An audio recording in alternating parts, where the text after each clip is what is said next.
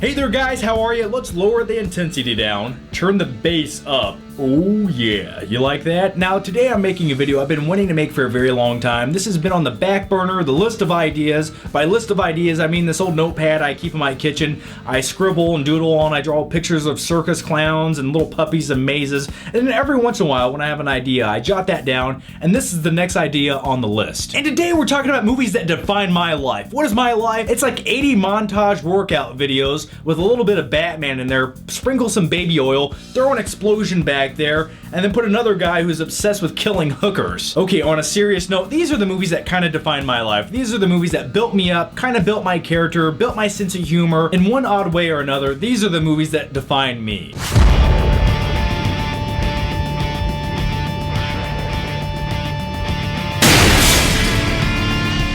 Hey Gordy, go get the food, you morphodite! That's my Corey Feldman impression. I know, I'm still working on it. The movie Stand By Me, about four best friends who walk down the train tracks to find a dead body. I'm a little bit envious of this story because it's like I could never talk my friends into doing anything that weird with me. It's like, no, there's a dead body, we just gotta walk 26 miles to find it. Come on, we'll be famous! But the one thing about this movie that really hits home with me is you have that ending scene where Richard Dreyfuss is sitting there typing on his computer, just reminiscing about the best years of his life, his childhood, his friends that he had when he was 12 years old.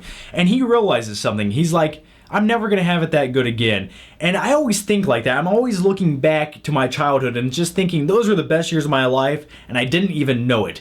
And it's just, that's a little sad thing. It almost brings a tear to my eye. Plus the movie has a sense of adventure and camaraderie, so all of those things combined, that's why it's a movie that defines me. Christine, don't just look at it, eat it! The next movie up is, it's American Psycho, and I know what you're thinking, John, you're fucked up. I know, but let me explain myself. There's something about the suave, calm, sophisticated approach that Patrick Bateman has. And then on the flip side of that, he's a homicidal maniac who wants to kill hookers at night. And do I want to go to those extremes? Not quite, but I do kind of feel that split personality every once in a while. I'm very calm, very cool, very collective on the outside, but inside the gears are just working where I'm like, I want to destroy something beautiful. The thing I enjoy most about this movie is the opening scene where he's just talking about every product that he uses on his face, and it's so insignificant, but to him this is everything. In the shower, I use a water-activated gel cleanser. Then a honey almond body scrub. And on the face, an exfoliating gel scrub. Then I apply an herb mint facial mask, which I leave on for 10 minutes while I prepare the rest of my routine. There's just something about Patrick Bateman and the way that he thinks and talks, and he's very suave, but at the same time, no one's really listening to him, and I can relate to that. So if you don't mind, I have to return some videotapes. Okay, the next movie up is Home Alone starring Macaulay Culkin. I know what you're thinking. How did you just go from killing hookers with a chainsaw to Home Alone?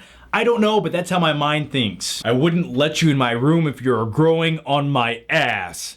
And that's his big brother Buzz. Anyway, Home Alone is about a young kid who gets left at home as his parents rush off to the airport. And speaking of Home Alone, I want to tell you guys a true story about my childhood. Okay, it's gonna get a little bit weird, a little bit dark. When I was younger, back in the early 90s, after watching Home Alone several times on VHS, I had a whole bunch of Micro Machine cars, and I sat them all up over my grandmother's kitchen right by the back door. Well, my grandmother came home, she slipped and fell on them. I'm sorry, Grandma, I love you. The thing about Home Alone that resonates with me is that sense of adventure, that sense of freedom. I mean, everybody who's seen this movie when they were younger just wanted their parents to leave them home for a couple days so you could just eat cheese pizza, ice cream, and watch black and white movies. And then a couple guys try to break into your house, but in reality, you don't set up all these booby traps to, defend your home. What happens is these guys kick in the front door, they shoot you in the head, and they steal your TV. That's how it really would have went down. My name's Morgan Freeman. Andy Dufresne never touched another mop that day.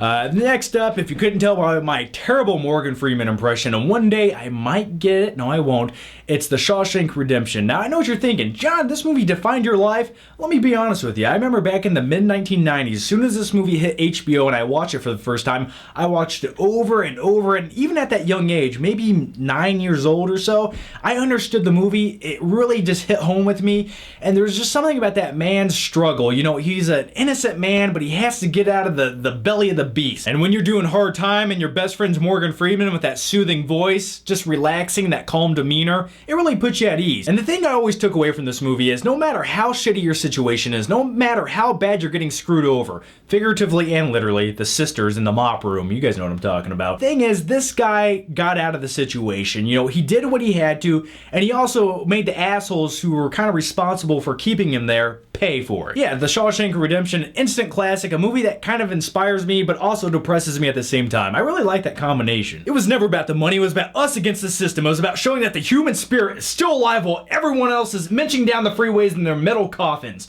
And I'm kind of paraphrasing that, but we're talking about Point Break, especially the character of Bodhi from Point Break. If you don't know what Point Break is, it's one of the best bank robbery movies of all time where the bad guys just happen to be surfers. And Patrick Swayze's there too. Character of Bodhi, you know, he's not necessarily a bad guy, he's just a guy who's gonna do whatever it takes to keep living his endless summer. He's a free spirit. And the one line that he says in this movie that I will always live by, and it stands true, and it's great life advice: fear causes hesitation, and hesitation will cause your worst fears to come true.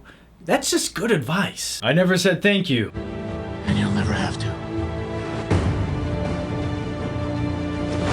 The next movie up is Batman Begins. This is the movie that reintroduced me to Batman in 2005. Now, don't get me wrong, I've always been a fan of the Batman movies.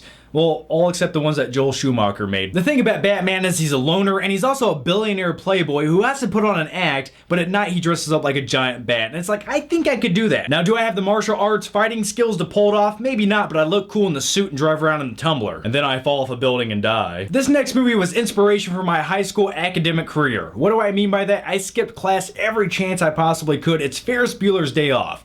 Now, there's one sentence that he says in this movie, and I completely agree with it. It's, Yep. I said it before and I'll say it again. Life moves pretty fast. You don't stop and look around once in a while, you could miss it. okay, so that's it. Those are all the movies that define my life. I had a few more I was going to tack on there, but I think all of those pretty much cover it. Those were the building blocks behind my character. I know, it got a little bit weird, and some of them really explain a lot. Anyway, guys, here's my question to you, and let me know down below in the comments, what movie is it that defines your life? Let me know down below what movie it is and why. Anyway, guys, thanks for watching, and if you haven't subscribed already, click the subscribe button down below. It'll only hurt for a second. Thanks for watching, and I'll see you next time.